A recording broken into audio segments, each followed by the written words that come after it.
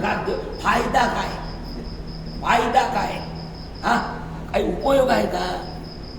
काम करणाऱ्या बाईले जर बुद्धी असल, काम करणाऱ्या बाईले जर बुद्धी असल तर तिनं बुद्धीनं काम करावं.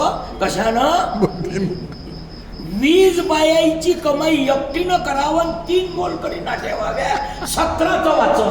गोपाला किती लोकांचं वाचन? 17. बुद्धी जर आहे, 20 मोलकरींचा पगार एकटी कमावू शकते, 3 ठेवणं तरी 17 बायाचे वाचन ना.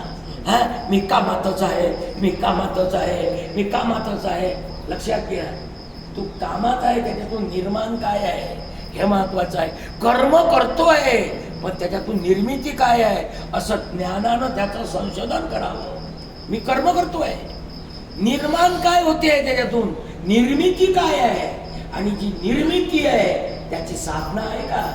मग निर्मितीला कोणती दिशा द्यावी? लक्षात घ्या, कोण्या मार्गात जावं, काय कोण्या दिशेने जावं, तो कुठे खर्च व्हावा याचं नॉलेज जर नसेल तर जीवनात अंधकार आहे. लक्षात घ्या. आणि या अंधकारातून आपल्याला वाचायचं असेल तर त्याचा हात धरल्याशिवाय, त्याच्या डोक्याचा उपयोग केल्याशिवाय, त्याच्या ज्ञानाचा उपयोग केल्याशिवाय, त्याचा शक्तीचा उपयोग केल्याशिवाय आपल्या घरात दिवा लागणार नाही. श्रीमन्नारायण नारायण. 3 गोष्टी शिकायच्या असते. पहिले शिकायचा आहे कर्मयोग. कोणता योग? कर्मयोग. अर्जुनाच्या रथावर कृष्ण आहे पण युद्ध अर्जुनाला करायला लावतो. पहिली गोष्ट, आपल्या रथावर सद्गुरू असावा. कृष्णं वंदे जगद्गुरु म्हणा.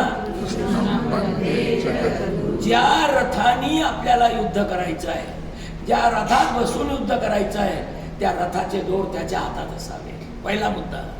पण कृष्ण युद्ध करत नाही हेही डोक्यात असावं. युद्ध आपल्यालाच करायचं आहे.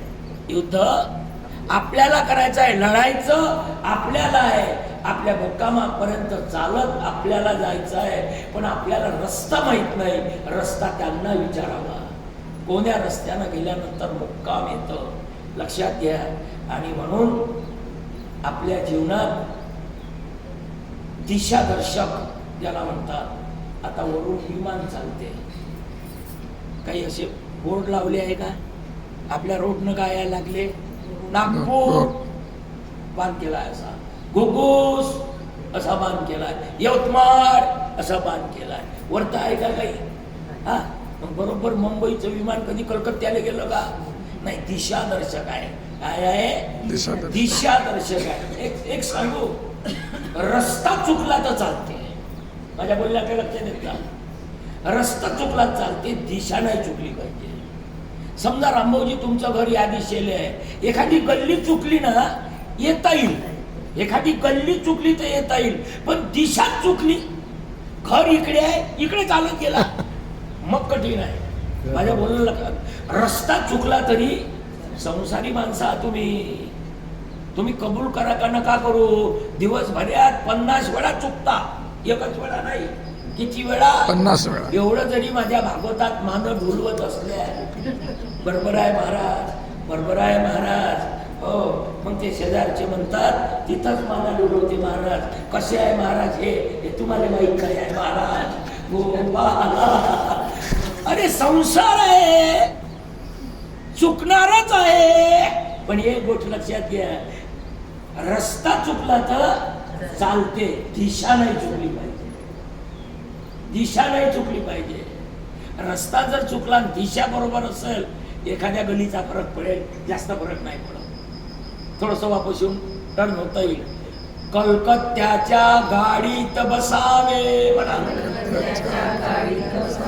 म्हणे देवा पंढरीशी न्यावे,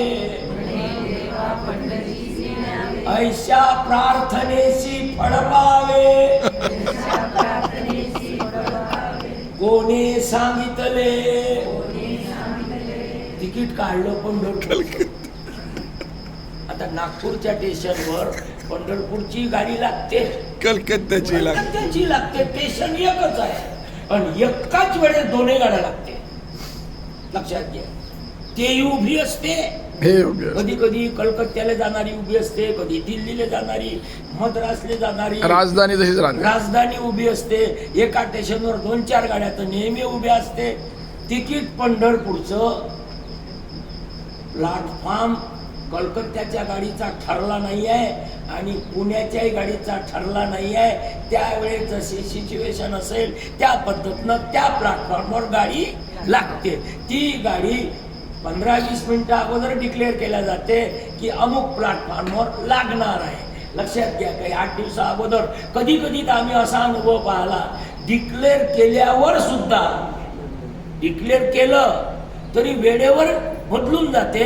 असं मी पुण्यात 2दा पाहिलं. डिक्लेअर केलं की 4 नंबरवर येणार आहे, तर 15 मिनिटानंतर 20 मिनिटं त्याच्यावर मार्जिन असते. असं काही वातावरण तयार झालं ते ताबडतोब बदलवतात आणि सांगतातही मग स्वारी. काय लोकांना पहिला शब्द पाठ आहे, पहिले गलती करायची मग स्वारी म्हणायची. असं झालेलं आहे. अमुक गाडी 4 वर लागणार होती, आता ती 3 वर लागणार आहे. तिकीट महत्वाचं आहे, तिकीट आहे. पंढरपूरला जायचं आहे, तिकीट पंढरपूरचं आहे. बसताना गलती केली, कलकत्त्याच्या गाडीत बसला.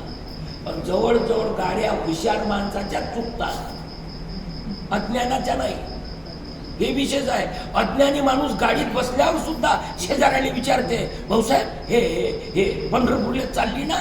हुशार माणसाले अहंकार, मग तो मोबाईल फिरवते. लक्षात घ्या, अज्ञानी माणूस नाही चुकत.